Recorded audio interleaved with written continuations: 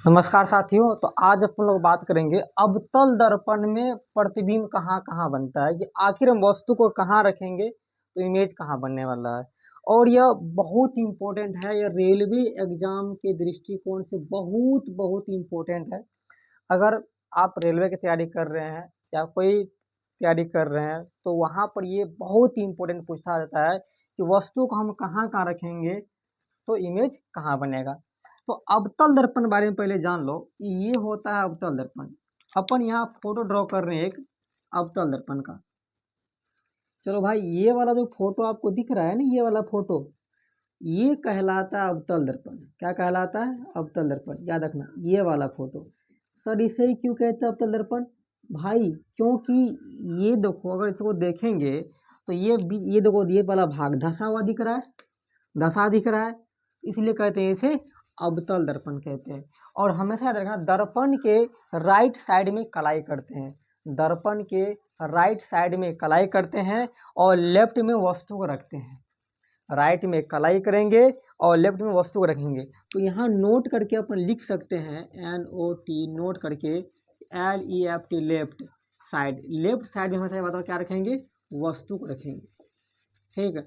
और रखना, और राइट साइड में भाई रखेंगे, बताओ किस? कलाई। क्या करेंगे? कलाई करेंगे। हमेशा दर्पण में कलाई करते हैं, बताओ, दर्पण के राइट वाले भाग में, इस भाग में। और हमेशा जो होता है ना, वस्तु रखते हैं लेफ्ट भाग में।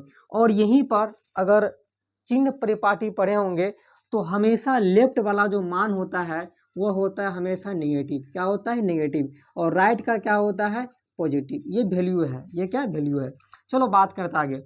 अवतल दर्पण में प्रतिबिंब कैसा कैसा बनता है। तो अवतल दर्पण के बारे में याद रखना कि अवतल दर्पण में प्रतिबिंब हमेशा बनता है वास्तविक। क्या बनता है?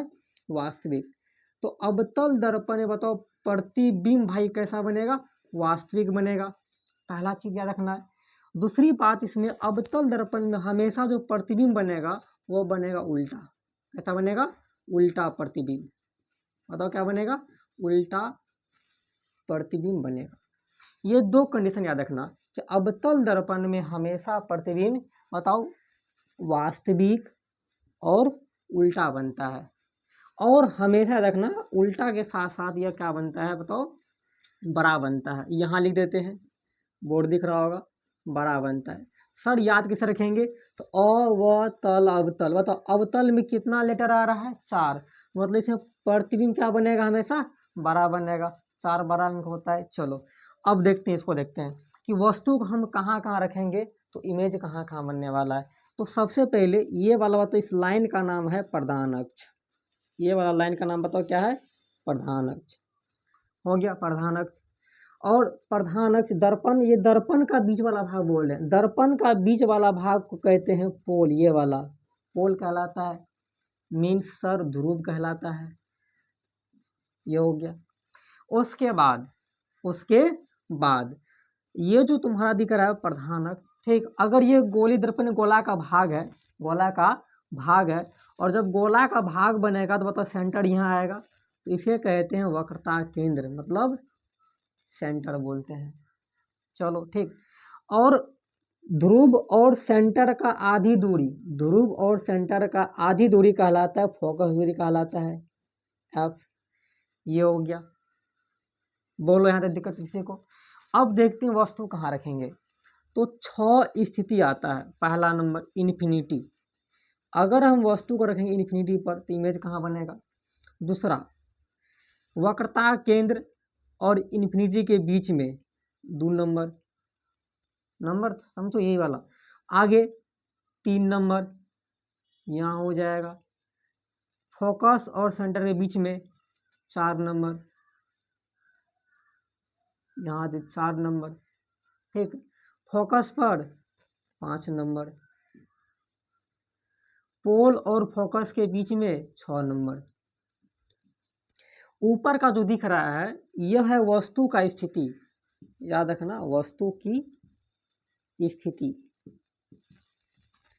ऊपर में वस्तु की स्थिति मतलब वस्तु कहाँ कहाँ रखेंगे, कहाँ इमेज बनेगा। अगर आपको ये वाला याद हो जाएगा ना, ये वाला कि वस्तु कहाँ कहाँ रखा जा रहा है। सबसे पहले 1 number infinity, 2 number centre infinity के बीच में, 3 नंबर सेंटर पर, 4 नंबर फोकस सेंटर के बीच में, 5 नंबर फोकस पर, 6 नंबर पोल और ध्रुव के, पोल और फोकस के बीच में। चलो ये हो गया।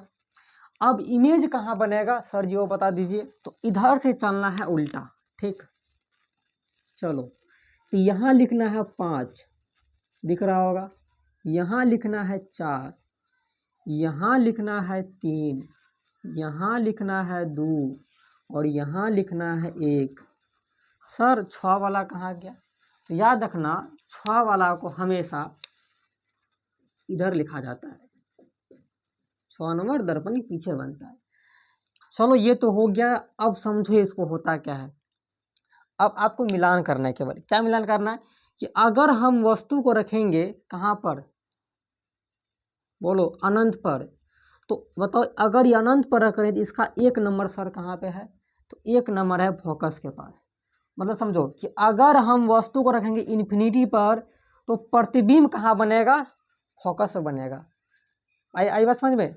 सर वास्तविक उल्टा बनेगा। पहले ये समझो फिर बताएंगे छोटा बड़ा कहाँ होगा। अगर हम रखेंगे वस्तु को इन्फिनिटी पर तो इमेज प्रतिबिंब बनेगा कहाँ पर? फोकस पर, पहली बात। फिर अगर हम वस्तु को रखेंगे सेंटर और इन्फिनिटी के बीच में तो सर प्रतिबिंब कहाँ बनेगा? 2 नंबर वाला। कहाँ पर? फोकस और सेंटर के बीच में। 3 नंबर देखो, अगर वस्तु को रखेंगे हम वक्रता केंद्र पर, 3 हो गया। तो 3 नंबर कहाँ पे? सर 3 में से जस्ट नीचे में। अगर वस्तु को रखते हैं वक्रता केंद्र पर तो इमेज बनता है वक्रता केंद्र पर बनता है बस समझ में? चलो आगे देखते हैं।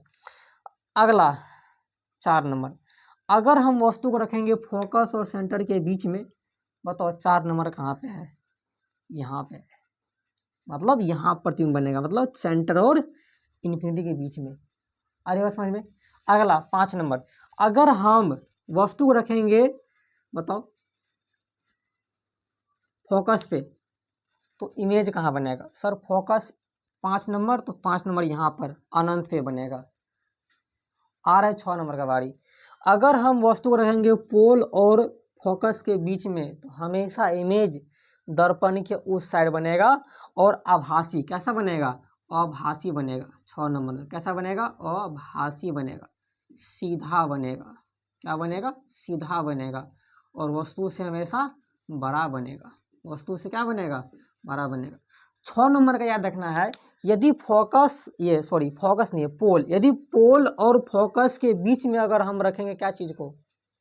इमेज को, इमेज नहीं वस्तु को, तो प्रतिबिंब हमेशा अवतल दर्पण में दर्पण के पीछे आभासी बनता है, सीधा बनता है और वस्तु से बड़ा बनता है। और बाकी कंडीशन में, पांचों कंडीशन में हमेशा प्रतिबिंब वास्तविक होगा और उल्टा होगा, वास्तविक होगा और उल्टा होगा। अरे बस समझ में? अब छोटा बड़ा का नियम बता दो सर। चलो छोटा बड़ा का नियम बताते हैं, लिख देते हैं। 1 नंबर बताओ ये सब क्या है? ये है तुम्हारा प्रतिबिंब की स्थिति, प्रतिबिंब की स्थिति। सर छोटा बड़ा कहाँ बनेगा आप ये बता दो। 1 नंबर, चलो 1 नंबर यहाँ पर, 1 नंबर यहाँ दिख रहा है तो 1 नंबर में बनता है यहाँ पर सबसे छोटा, सबसे छोटा। सर 2 नंबर क्या है? 2 नंबर यहाँ पे है, यहाँ सर छोटा के बड़ा होगा तो छोटा क्या होगा? सबसे छोटा छोटा। 3 नंबर में बराबर, 3 में बराबर। और भाई 4 देखते हैं। सर 4 में क्या होगा? 4 तो यहाँ पर है तो यहाँ पर ठीक बड़ा, 4 में बड़ा। सर 5 में सबसे बड़ा, सबसे बड़ा। सर 6 का आभासी, सीधा और वस्तु से बड़ा। तो ये 5 से 6 कंडीशन है। अगर आप ये 5 से 6 कंडीशन को बढ़िया तरह समझ जाते हैं तो आपका अवतल दर्पण में बना इमेज सब क्लियर हो जाएगा। अरे बात समझ में? तो एक दफ़ा एक बार और देख लेते हैं। सर इसे बोलते हैं अवतल दर्पण। अवतल दर्पण। और आपको पता होगा कि पोल, फोकस, सेंटर कहाँ होता है दे दिए। तो आपको इस टाइप से डायग्राम बनाना है और डायग्राम बनाने के बाद स्थिति देखना वस्तु का। तो सबसे पहले रखना है इन्फिनिटी पर, दूसरा को रखना है सेंटर और इन्फिनिटी के बीच में, तीसरा को रखना है सेंटर पर, चौथा रखना है फोकस सेंटर के बीच में, और पांचवा रखना है फोकस पे, और छठा रखना है पोल और फोकस के बीच में। सर आप ऐसे क्यों नहीं बोलते हैं फोकस और पोल के बीच में? तो हमेशा याद रखना कि जब भी हम बोलेंगे तो इस साइड से इस साइड बोला जाता है। क्या बोल रहे हैं? अगर हम वस्तु को पोल और फोकस के मध्य में रखेंगे तो भाई इमेज कहाँ बनेगा? बताओ, 6 नंबर कहाँ दिख रहा है आपको? दर्पण के पीछे दिख रहा है सर 6 नंबर। तो मतलब आभासी बनेगा, सीधा बनेगा, वस्तु से बड़ा बनेगा। और एक बार और सुनो, अब अगर वस्तु को रखेंगे अनंत पर तो बताओ 1 नंबर आपको कहाँ दिख रहा है? सर नीचे दिख रहा है, सर कहाँ दिख रहा है? फोकस दिख रहा है। मतलब कहाँ बनेगा प्रतिबिंब? फोकस से बनेगा। अगर वस्तु को रखेंगे सेंटर और इन्फिनिटी के बीच में तो सर इमेज कहाँ बनेगा? भाई आप खुद देख लो 2 नंबर कहाँ पे है? सर 2 नंबर यहाँ पे है, फोकस और सेंटर के बीच में है। क्या बात है। अगला देखो 3 नंबर सर जी रखेंगे सेंटर पर, तो भाई 3 नंबर तो कहाँ पे है? सर 3 नंबर यही 3 नंबर पे है, मतलब वक्रता केंद्र पर ही है, इमेज यही बनेगा। सर 4 नंबर अगर फोकस और सेंटर के बीच में आ रहा है, भाई 4 नंबर कहाँ है आपको देखो तो 4 नंबर कहाँ पे है? यहाँ पे है सर, सेंटर और अनंत के बीच में दिख रहा है। मेरी बात समझ में आ रही है? चल 5 नंबर फोकस पे रखेंगे तो बताओ 5 नंबर दिख रहा है यहाँ पर, तो दिखाओ 5 नंबर कहाँ पे? भाई 5 नंबर अनंत पे है, इमेज यहाँ बनेगा। 6 नंबर पोल और फोकस के बीच में, 6 नंबर कहाँ दिख रहा है भाई? तो 6 नंबर दिख रहा है दर्पण के पीछे, आभासी, सीधा, वस्तु से बड़ा। आप ये 6 स्थिति को बढ़िया से पढ़ लेना, ठीक।